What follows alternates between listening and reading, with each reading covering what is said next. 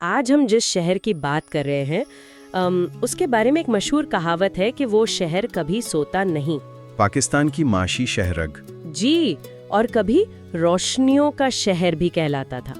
آج ایک mega city جو تضادات سے بھرا ہوا ہے، یعنی کراچی. اور آج ہم ویکیپیڈیا کے کافی تفصیلی آرٹیکل کی مدد سے اسی شہر کی کہانی کو سمجھنے کی کوشش کریں گے کہ یہ کیسے ایک چھوٹے سے گاؤں سے دنیا کے بڑے شہروں میں سے ایک بن گیا. اور اس کے سفر میں کیا اتار چڑھاوا ہے، یہ سمجھنا بہت ضروری ہے. جی، اور اس میں ہمارے لیے سمجھنے والی اہم باتیں کیا ہیں؟ بالکل، کیونکہ کراچی کی کہانی صرف ایک شہر کی کہانی نہیں، یہ تو پورے خطے کی تاریخ کا ایک طرح سے عکس ہے. تو پھر چلیں اس کی بالکل ابتدا سے شروع کرتے ہیں. سنا ہے اس کے نام کے پیچھے بھی ایک بڑی دلچسپ کہانی ہے. جی، ایک لوک کہانی ہے. اس کے مطابق اس کا نام مائے کولاچی نامی ایک خاتون کے نام پر رکھا گیا تھا. مائے کولاچی؟ جی، کہتے ہیں کہ اس کے گاؤں کے قریب ایک آدم خور مگرمچھ تھا جس نے اس کے کئی بیٹوں کو کھا لیا تھا. آخرکار اس کے سب سے چھوٹے بیٹے نے ہمت کر کے اس مگرمچھ کو مار ڈالا. واہ، یعنی ایک بہادری کی داستان سے نام جڑا ہے. تو اسی وجہ سے گاؤں کا نام کولاچی جو گوٹھ پڑ گیا، مطلب کولاچی کا گاؤں. جی بالکل، اور یہ نام پھر وقت کے ساتھ ساتھ بدلتا گیا. کراچی کا پہلا تحریری ثبوت ہمیں 1742 کی ایک ڈچ رپورٹ سے ملتا ہے. اچھا، 1742؟ جی، لیکن اس علاقے کی انسانی تاریخ تو اس نام سے بھی آپ سمجھیں ہزاروں سال پرانی ہے. قدیم یونانیوں کے زمانے تک جاتی ہے. اچھا، یعنی سکندر اعظم کے دور تک؟ جی بالکل. سکندر کے بحری بیڑے کے کمانڈر تھے نیرکس. انہوں نے اپنی تحریروں میں اس ساحلی پٹی کا ذکر کیا ہے. اچھا. اور انہوں نے 2 جزیروں کا خاص طور پر ذکر کیا تھا جن کے بارے میں آج کل کے مورخین کا خیال ہے کہ وہ آج کے منوڑھا اور کیماڑی ہیں. یہ تو بڑی دلچسپ بات ہے کہ یہ دونوں علاقے برطانوی دور تک جزیرے ہی تھے. 1839 میں جب انہوں نے قبضہ کیا تب تو آبادی شاید 8 سے 14 ہزار کے بیچ ہی تھی. دیکھیں، انگریزوں نے اس کی جغرافیائی اہمیت کو فوراً پہچان لیا تھا. انہیں افغانستان اور وسطی ایشیا تک رسائی کے لیے ایک محفوظ اور گہری بندرگاہ کی ضرورت تھی، اور کراچی اس کے لیے بہترین جگہ تھی. صحیح. انہوں نے آتے ہی یہاں بندرگاہ کی تعمیر شروع کی اور پھر اسے پورے بر صغیر کے ریلوے نیٹ ورک سے جوڑ دیا. تو یہ ایک فیصلہ کن موڑ تھا، ایک ٹرننگ پوائنٹ.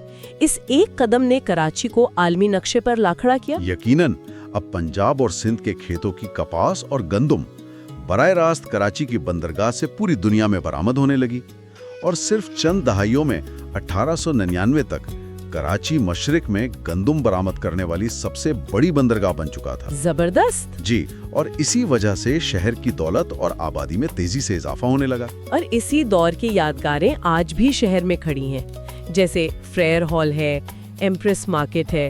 یہ عمارتیں دیکھ کر لگتا ہے جیسے انگریز صرف ایک تجارتی مرکز نہیں بنا رہے تھے، وہ اپنے طرز کا ایک پورا شہر تعمیر کر رہے تھے.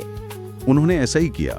انہوں نے ایک جدید شہر کی بنیاد رکھی، گلیاں، سیوریج سسٹم، ایک انتظامی ڈھانچہ بنایا.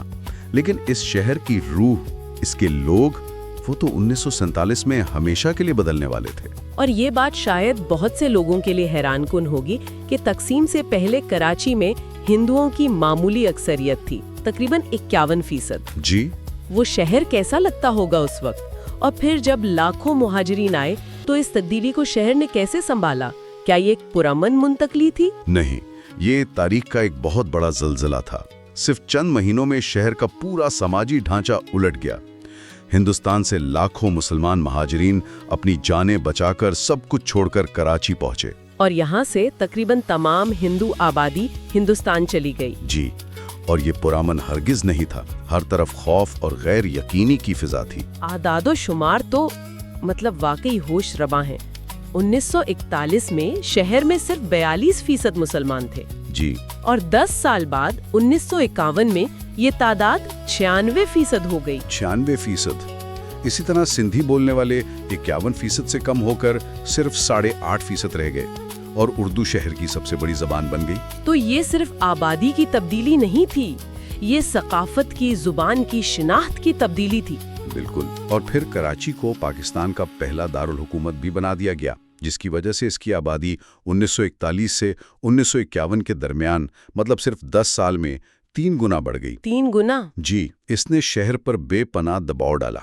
लेकिन साथ ही इसे एक नई तवानाई भी दी। और इसी तवानाई की वजह से शायद 60 की दहाई में कराची अपने उरूज पर था। उसे रोशनियों का शहर कहा जाता था, माशी तरक्की का एक मॉडल। जी, ये कराची का सुनहरा दौर था। शहर में सनतें लग रही थीं, रोजगार के मौके थे और रात गए तक जिंदगी रवां दमा रहती थी। मज़ार कायद और हबीब बैंक प्लाजा जैसी जदीद इमारतें इसी एतमाद की अलामत है। यहाँ तक कहा जाता है कि जनूबी कोरिया ने अपने माशी मंसूबे के लिए कराची से सीखा था। जी, ये बात भी कही जाती है। तो फिर गलती कहाँ हुई? वो रोशनियों का शहर तशद्दुद और अंधेरों में कैसे डूब गया? असल में 80 की दहाई में एक आलमी जंग कराची के दरवाजे पर दस्तक देती है, सोवियत अफगान जंग। अच्छा, इस जंग की वजह से शहर सिर्फ मुहाजिरीन से नहीं बल्कि हथियारों के कल्चर से भर गया। ये एक बहुत खतरनाक मोड़ था, जहां शहर की नस्ली रंगारंगी जो इसकी ताकत थी वही उसकी कमजोरी बन गई। मतलब मुख्तलिफ गिरोहों के दरमियान? जी, मुख्तलिफ ग्रुपों के दरमियान सियासी और नस्ली बुनियादों पर मुसल्लह तसादुम शुरू हो गए और शहर कई दहाइयों तक तशद्दुद की लपेट में आ गया। इस सब के बावजूद आज भी जब हम पाकिस्तान की मईशत की बात करते हैं तो सबसे पहला नाम कराची का ही आता है। ये आदादुशुमार नाकाबिल यकीन है। मुल्क की जीडीपी का 25%, टैक्स रेवेन्यू का 35% और 95% गैर मुल्की तजारत सिर्फ इस एक शहर से होती है। ये कैसे मुमकिन है? देखिए, इसकी बुनियाद वही बरतानवी दौर की बंदरगाह और रेलवे नेटवर्क है। कराची पाकिस्तान का गेटवे है, पूरी दुनिया से तिजारत यहीं से होती है। सही। इसीलिए आई चंद्रेगर रोड को पाकिस्तान की वॉल स्ट्रीट कहा जाता है। मुल्क के तमाम बड़े बैंकों, मालियाती इदारों और मल्टीनेशनल कंपनियों के हेडक्वार्टर्स यहीं हैं। ये शहर रुके तो मुल्क की मौशियत रुक जाए। अच्छा, ये माशी आदादो शुमार तो अपनी जगह, लेकिन कराची की असल कहानी तो शायद उसके लोगों में है। कहा जाता है कि ये एक मेल्टिंग पॉट है। इसका असल मतलब क्या है? कौन कौन सी कौमियतें यहाँ बसती हैं? इसका मतलब ये है कि शायद पाकिस्तान का कोई और शहर इतना मुतनव्वे ना हो। यहाँ उर्दू बोलने वाले मुहाजिरीन की एक बहुत बड़ी तादाद है, लेकिन उनके साथ साथ ये पश्तूनों का दुनिया का सबसे बड़ा शहर भी है। ये तो हैरान कुन बात है। जी, यहाँ सिंधी, पंजाबी, बलोची, सराइकी सभी बड़ी तादाद में रहते हैं और बात सिर्फ पाकिस्तानियों तक महदूद नहीं है। अच्छा, और कौन है? ज़राए के मुताबिक शहर में 20 लाख से ज़ायद बंगाली, 10 लाख के करीब अफगान मुहाजिरीन और तकरीबन 4 लाख रोहिंग्या पनाह गुज़ीन भी आबाद हैं। इतनी बड़ी तादाद में? जी, ये एक ऐसा शहर है जिसने हमेशा बाहर से आने वालों को जगह दी है, चाहे वो तकसीम के वक्त हो या बाद में। लेकिन इतनी बड़ी और मुतनव्वे आबादी को संभालना आसान नहीं होगा और इसी से जुड़ा हुआ मसला है जराइम का। एक वक्त था जब कराची का नाम दुनिया के खतरनाक तरीन शहरों में आता था। 2014 में ये 6ठे नंबर पर था। जी, वो शहर की तारीख का एक बहुत तारीख बाब था। टारगेट किलिंग, बत्ताखोरी और अगवा बरे-तावान रूस का मामूल बन चुके थे। फिर तब्दीली कैसे आई? इसके बाद जो हुआ वो भी एक गैर मामूली कहानी है। 2013 में रेंजर्स ने शहर में एक बड़ा ऑपरेशन शुरू किया, जिसका हदफ जराइम पेशागरों और सियासी जमातों के अस्करी विंग्स थे।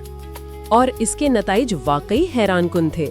2022 तक कराची खतरनाक तरीन शहरों की फहरिस्त में 6ठे नंबर से गिरकर 128वें नंबर पर आ गया। जी, 128वां? ये तो नाकाबिल यकीन लगता है।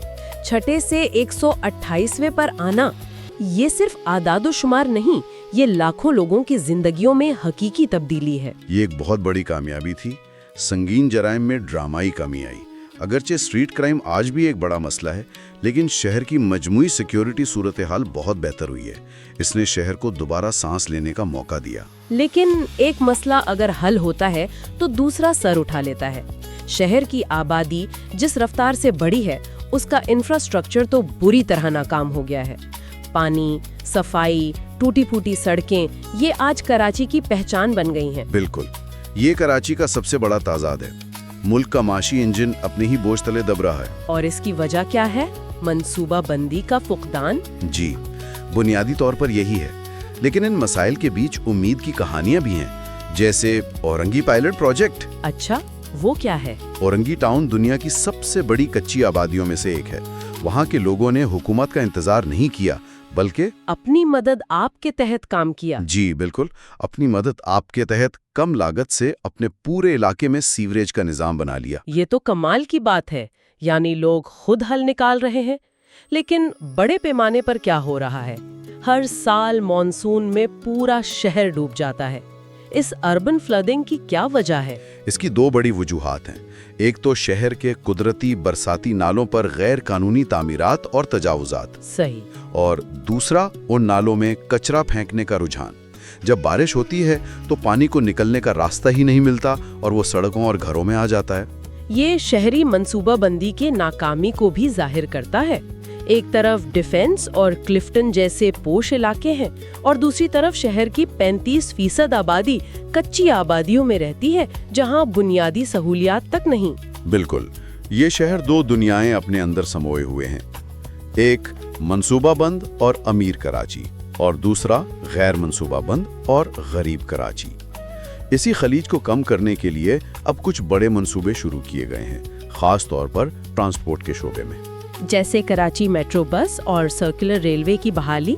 क्या इनसे कोई फर्क पड़ेगा? ये शहर के मुस्तकबिल के लिए बहुत अहम है। अगर ये मंसूबे कामयाब हो जाते हैं तो इससे न सिर्फ लाखों शहरियों को सफर में आसानी होगी, बल्कि शहर में ट्रैफिक का दबाव भी कम होगा और ये शहर के मुख्तलिफ हिस्सों को एक दूसरे से जोड़ने में भी मदद देंगे। एक फाल पब्लिक ट्रांसपोर्ट के बगैर इतना बड़ा शहर चल ही नहीं सकता। जी, नामुमकिन है। तो आज की गुफ्तगू को समेटते हैं। हमने कराची का सफर देखा, एक छोटे से माहीगीरों के गांव से एक आलमी मेगा सिटी बनने तक।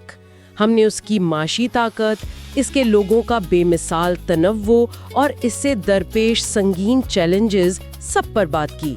ये एक ऐसा शहर है जहां उम्मीद और मायूसी साथ साथ चलती हैं। और आखिर में मैं एक सवाल, एक सोच छोड़कर जाना चाहूँगा। कराची की तारीख हमेशा से तब्दीली को कबूल करने और नए लोगों को अपने अंदर जगह देने की रही है। आज ये शहर मौसमियाती तब्दीली, आबादी के दबाव और टूटे फूटे इंफ्रास्ट्रक्चर जैसे नए चैलेंजेस का सामना कर रहा है। जी।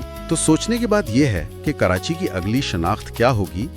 क्या ये बिखरा रहेगा या अपने इनगिनत मुतनव्विर शहरियों को एक बेहतर और मुश्तरका मुस्तकबिल की उम्मीद पर मुत्तहिद कर पाएगा? इसका जवाब ही कराची का मुस्तकबिल तय करेगा।